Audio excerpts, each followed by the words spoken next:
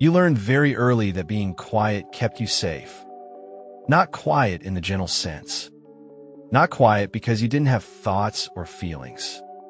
Quiet in the way someone learns to lower their presence in a room before they're ever asked to. Quiet as a reflex. You notice things other children didn't. The way a voice changed mid-sentence. The pause that meant someone was about to explode or shut down. The tension that entered a room before any words were spoken. You didn't need explanations. Your body already understood. And when things felt unstable, you adjusted. You spoke less. You moved carefully. You learned when to disappear. You didn't do this because you were naturally shy. You did it because attention felt risky.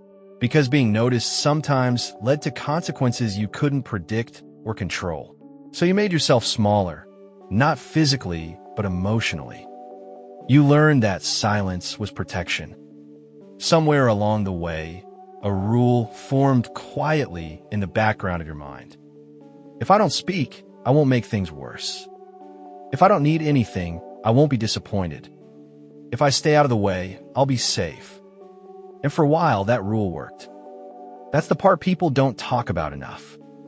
Your quietness wasn't weakness, it was intelligence. It was adaptation. It was a child doing the only thing they could do in an environment where safety was inconsistent or conditional.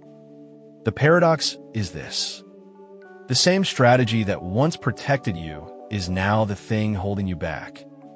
The silence that kept you safe as a child slowly became the habit that disconnects you as an adult. The vigilance that once helped you survive now keeps your nervous system locked in alert mode, even when there is no real threat. And you might not consciously remember choosing this. Most people don't. It happened gradually, automatically, through repetition. Every time you stayed quiet to avoid conflict. Every time you swallowed a feeling to keep the peace. Every time you sensed that expressing yourself would cost too much. Your body learned before your mind ever did. Now, as an adult, this shows up in subtle ways. You hesitate before speaking, even when you know what you want to say. You replay conversations in your head, wondering if you said too much. You feel tense when attention turns toward you. Not because you dislike people, but because being seen still feels unsafe. You might be capable, thoughtful, intelligent, and yet something in you is always monitoring, adjusting, holding back. You're not trying to be invisible, but invisibility still feels familiar. And that's the quiet tragedy of this archetype. You didn't lose your voice, you learned to hide it. You didn't stop feeling, you learned to contain it.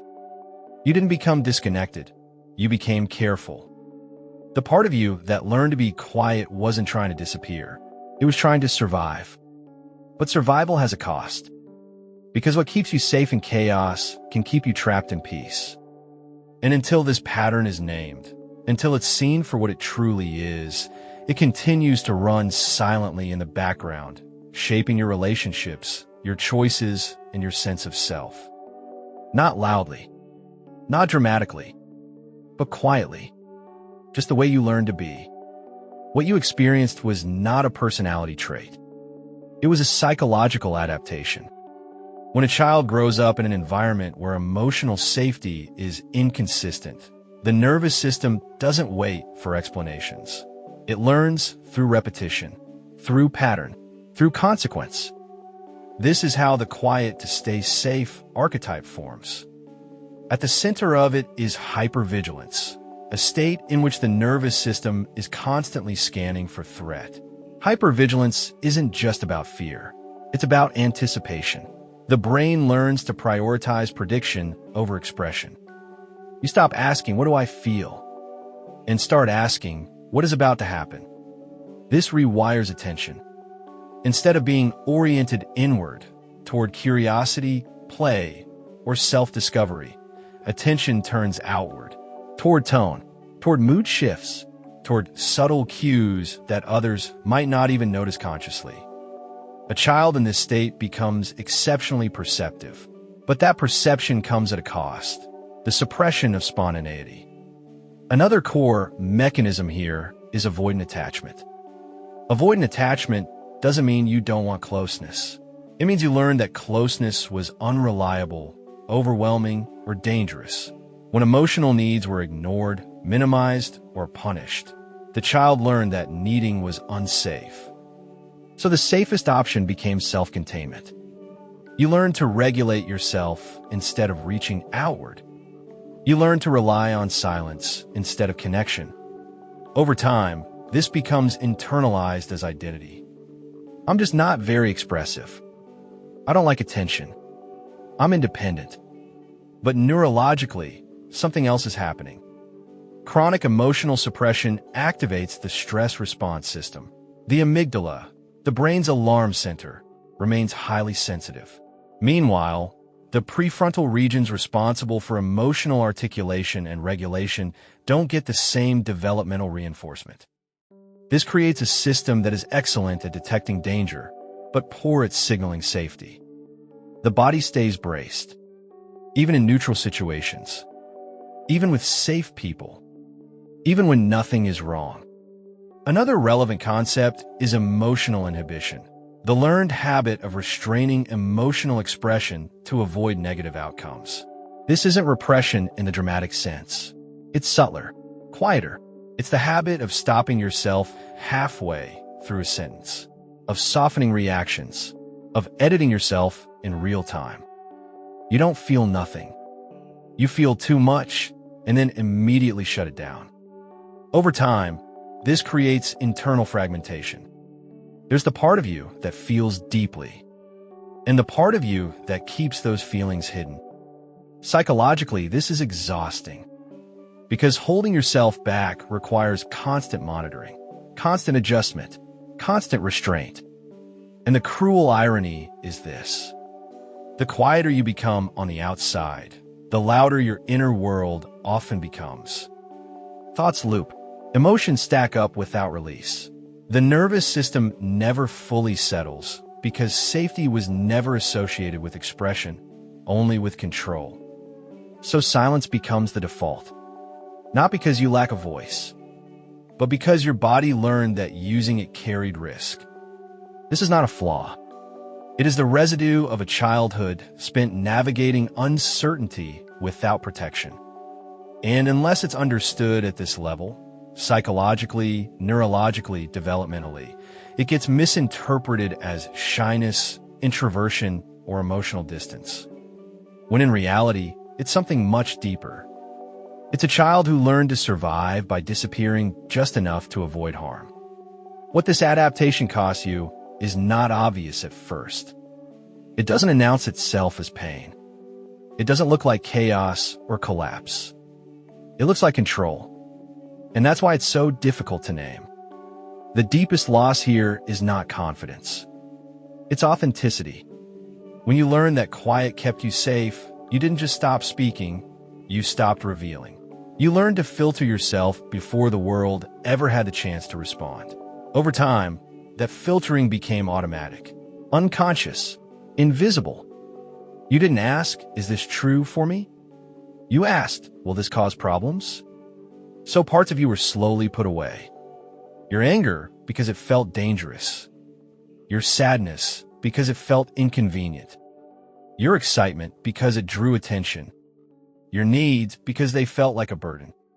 None of this happened in one moment. It happened gradually, through 1,000 small self-abandonments that felt necessary at the time. This creates what psychologists sometimes call invisible grief. Grief not for something you lost, but for something you never got to be. You may feel it as a vague emptiness, a sense that you are present in your own life, but not fully inhabiting it. You might function well, even impressively, while quietly feeling disconnected from your own aliveness. The philosopher Soren Kierkegaard described despair not as suffering, but as the misrelation of the self to itself. And this is precisely what happens here. You learn to relate to yourself as someone who must be managed, restrained, edited. Instead of asking, "What do I feel?" you ask, "What is acceptable?" Instead of asking, "What do I want?" you ask, "What won't disrupt anything?" Belonging was purchased at the cost of self-expression. And beneath that transaction sits a core fear that rarely gets named. The fear of exposure. Not exposure in the dramatic sense, but exposure in the ordinary, vulnerable sense. Being seen in your uncertainty. Being witnessed in your emotions. Being known before you're composed, controlled, or ready. Because at some point, being seen led to consequences. So the nervous system learned a simple equation. Visibilité égale danger. This makes even gentle situations feel charged. A disagreement feels like a threat. A request feels like a risk. A moment of attention feels like pressure. Life becomes something you carefully navigate rather than openly engage with. And this is where the philosophical weight deepens. Because a life lived in constant self-restraint is not neutral. It is quietly exhausting. It requires continuous effort to suppress impulses, manage reactions, and anticipate responses. You become excellent at holding yourself together, but you lose access to being held. Carl Jung spoke often about the danger of over-identifying with a persona, the socially acceptable mask we wear to survive. When the persona becomes too rigid, the authentic self retreats into the unconscious. And what is denied expression doesn't disappear, it turns inward. It becomes anxiety. It becomes numbness. It becomes chronic self-doubt. This is why the pain of this archetype often feels hard to justify. Nothing terrible is happening now. No one is actively harming you. And yet something inside you feels perpetually tense, unfinished, constrained. That tension is the cost of a self that learned it was safer to exist quietly than fully. You didn't choose this consciously. You adapted. But adaptation always comes with trade-offs. The tragedy is not that you were quiet. The tragedy is that you learned your natural expression was something to be negotiated rather than trusted. And until that cost is acknowledged, until the grief for that lost authenticity is allowed to surface, the pattern continues silently, convincing you that this is just how you are. When in truth, it's how you learn to survive. What you learned in childhood did not stay in childhood. It followed you forward, quietly reshaping how you move through the world. As an adult, this pattern rarely announces itself as trauma. It presents as preference, as temperament, as just how I am. But beneath those explanations is the same nervous system logic that once kept you safe. You might notice it first in how you relate to other people. You hesitate before speaking, even when you know exactly what you think. You edit yourself mid-sentence, instinctively softening your words. You feel a subtle tightening in your chest when conversations turn emotionally charged, and without fully deciding to, you withdraw. Not dramatically, just enough. In relationships, you may struggle to express needs until they become overwhelming. You wait. You hope the other person will notice. You tell yourself it's not worth bringing up. And when something does finally get said, it often comes out later than intended, heavier than it needed to be. You might find yourself attracted to emotionally distant people. Not because you want distance, but because emotional distance feels familiar. It asks less of your nervous system.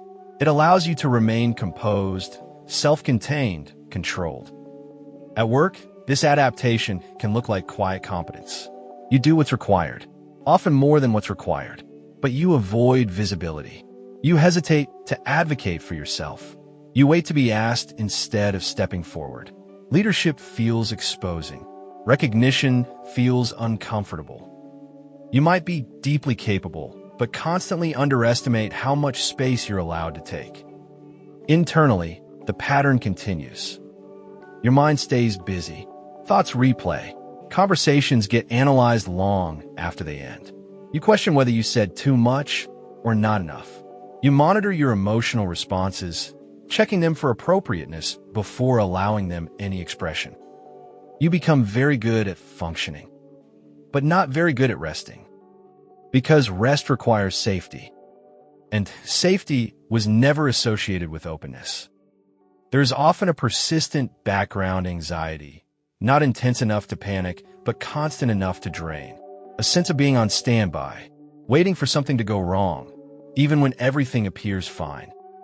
And perhaps most confusing of all, you may feel disconnected from your own desires. You ask yourself what you want and feel blank. Or you know what you want, but feel hesitant to want it fully.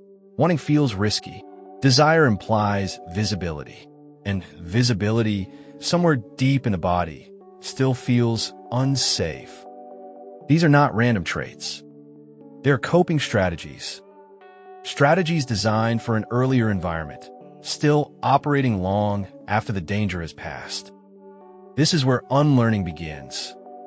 Not by forcing yourself to be louder. Not by shaming yourself for being quiet. But by recognizing the pattern without judgment. By noticing when your body tenses before you speak. By noticing when silence feels safer than honesty. By noticing when you minimize yourself automatically. And instead of saying, "Why am I like this?" you begin to ask, "What am I protecting myself from right now?" This shift matters. Because the moment you see these behaviors as adaptations rather than defects, something softens. The internal war quiets. You stop trying to override your nervous system and start listening to it. Witnessing becomes the first form of healing. You don't argue with the fear. You don't rush to fix it. You acknowledge it. Of course I learned this. Of course my body still reacts this way. Of course silence feels safer. And slowly, very slowly, the system begins to update. The goal here is not to eliminate quietness. Quietness is not the enemy. The goal is to loosen the reflexive silence, the automatic self-suppression that no longer serves you. To learn the difference between being quiet because you choose to be and being quiet because your body believes it has no other option. That distinction changes everything. Because once you can see the pattern clearly, you're no longer inside it without awareness. You're standing beside it, observing it, creating space. And in that space, new responses become possible. Not all at once. Not dramatically. But honestly, healing does not begin with becoming louder. That's a common misunderstanding. For someone who learned to stay quiet to survive, being told to speak up or take up space can feel just as unsafe as the environments that taught them to disappear in the first place. The nervous system doesn't respond to instructions. It responds to felt safety. So the path forward is not force. It is permission. The work begins when you stop treating your quietness as something to overcome and start treating it as something that protected you. When you stop asking, "How do I get rid of this?" and start asking, "What does this part of me need now?" This is where inner child reparenting becomes essential. Not as a technique, but as a relationship. It's the practice of turning toward the younger part of you that learned to be quiet, not to change them, but to reassure them, to let that part know that the danger has passed, that you're no longer dependent on unpredictable emotional climates. That expression no longer carries the same cost it once did. This isn't done through affirmations alone. It's done through repetition, through small moments where you notice the impulse to disappear, and instead of obeying it automatically, you pause. You feel your feet on the ground. You breathe. You stay present. You don't push yourself to speak if you're not ready, but you also don't silence yourself without checking in. You begin to build choice where there used to be reflex. Another important part of healing is learning to tolerate visibility in small doses. Not exposure, not performance, just presence. Allowing yourself to be seen in low-stakes moments. Saying something imperfect, letting a reaction show, expressing a preference without apologizing for it. Each of these moments teaches the nervous system something new. I can be seen and nothing bad happens. This is slow work, and it has to be, because what was learned slowly must be unlearned gently. There is also grief here, and it deserves space. Grief for the childhood where silence felt safer than expression. Grief for the parts of you that waited quietly to be invited out. Grief for the years spent holding yourself together instead of being held. This grief is not self-pity. It is acknowledgement. And acknowledgement is what allows integration to begin. Carl Jung wrote, "One does not become enlightened by imagining figures of light, but by making the darkness conscious." Healing, in this sense, is not about becoming someone else. It is about making room for everything you had to set aside. The quiet child does not need to be erased. They need to be relieved of responsibility. They no longer have to monitor the room. They no longer have to prevent disaster. They no longer have to disappear so others can feel comfortable. That burden was never meant to be carried alone. Over time, something subtle but profound begins to happen. Your quietness changes quality. It is no longer tense. It is no longer vigilant. It becomes spacious. You speak when you want to. You stay silent when you choose to. Not out of fear, but out of alignment. This is what wholeness looks like. Not loudness. Not confidence as performance. But the absence of self-erasure. You were never broken. You were adaptive. And now, you're allowed to live without constantly protecting yourself from a past that no longer exists. If this resonated with you, consider sharing it. Not because you need fixing, but because someone else may finally recognize themselves without shame. The goal was never to stop being quiet. The goal was to stop disappearing. And you're already closer than you think.